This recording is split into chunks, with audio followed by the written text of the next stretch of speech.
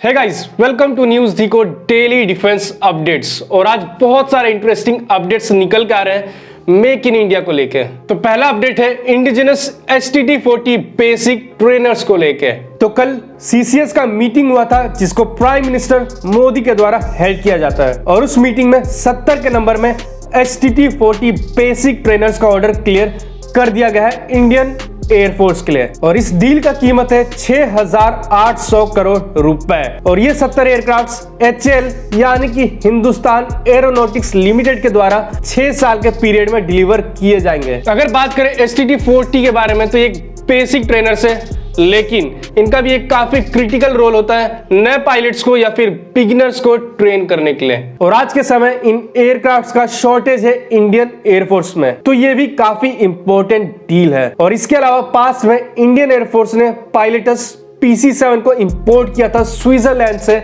इन roles के लिए, तो इसका भी तोड़ अब हम निकाल चुके हैं। दूसरा अपडेट भी मेक इन इंडिया से रिलेटेड है। तो कल CCS के मीटिंग में एक और ऑर्डर क्लियर किया गया था 3 कैडेट ट्रेनिंग शिप को लेकर, जिसका कीमत है 3,108 करोड़ रुपए। और ये शिप्स इंडिया के अंदर ही L&T के द्वारा डिजाइन और डेवलप किए जाएंगे और उसके बाद साल 2026 से इनका डिलीवरी शुरू होगा।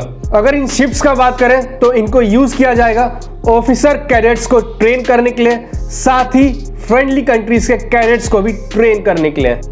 तीसरा अपडेट है इंडिजिनस अटैक्स हाउवित्जर को लेके, और ये ऑर्डर काफी समय से पेंडिंग था और ये भी एक काफी मैसिव अपडेट है। तो ANI के हिसाब से इंडियन आर्मी ने 307 के नंबर में अटैक्स हाउवित्जर का प्रपोजल मिनिस्ट्री ऑफ डिफेंस को भेजा है और इस प्रपोजल का जो कीमत है वो $1 बिलियन माना जा रहा है, जो कि एक मैसिव ऑर्डर है। और उसके बाद इनको चाइना और पाकिस्तान फ्रंट पर डिप्लॉय किया जाएगा और ऐसा माना जा रहा है कि जल्द ही CCS के द्वारा इनको भी क्लियर कर दिया जाएगा। अगर अटैक्स के बारे में बात करें तो ये 155 मिलीमीटर 52 कैलिबर का आर्टिलरी है जिसको इंडिया के अंदर ही DRDO के द्वारा बनाया गया है और ये अपने क्लास के बेस्ट गन माने जा रहे हैं, जिसका रेंज है 50 किलोमीटर्स और इसको हर तरह के वेदर कंडीशन में ट्राई किया जा चुका है। चौथा अपडेट है इंडियन नेवी के सबमरीन डिप्लॉयमेंट को लेके। तो इंडियन नेवी की तरफ से INS वेला को गल्फ रीजन में डिप्लॉय किया गया है ओमान में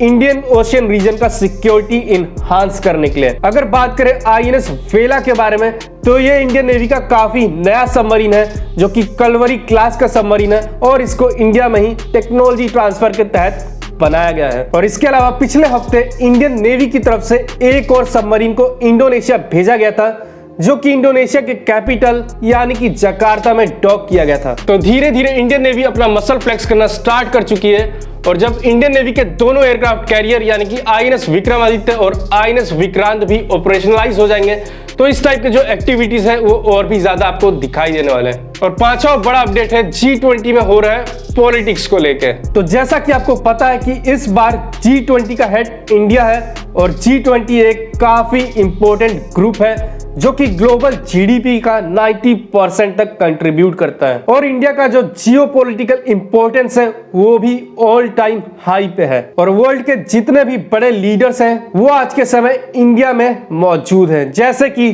जर्मन चांसलर ओलाफ स्कोल्स, इसके अलावा US secretary Blinken, Russian foreign minister Lavrov और आज ही Italian prime minister Giorgia Meloni भी आई हुई हैं। अब अगर बात करें पॉलिटिक्स के बारे में तो G7 कंट्रीज के द्वारा G20 को हाईजैक करने का कोशिश किया जा रहा है और उनके द्वारा यह भी कोशिश किया जा रहा है कि इंडिया रशिया के एक्शन को क्रिटिसाइज करे जो कि यूक्रेन में हो रहा है। इसके अलावा जापान जो कि इंडिया का एक काफी क्लोज फ्रेंड है, उनके फॉरेन मिनिस्टर G20 में नहीं आएंगे, उनकी तरफ से उनके डिप्टी फॉरेन मिनिस्टर को भेजा गया है। और इंटरेस्टिंग बात यह है कि चाइना के फॉरेन मिनिस्टर भी इंडिया में आ चुके हैं। तो इस वीडियो में इतना ही गाइस, जाने से पहले इस वीडियो को लाइक जरूर कीजिएगा, साथ ही चैनल को भी सब्सक्राइब कर लीजिएगा।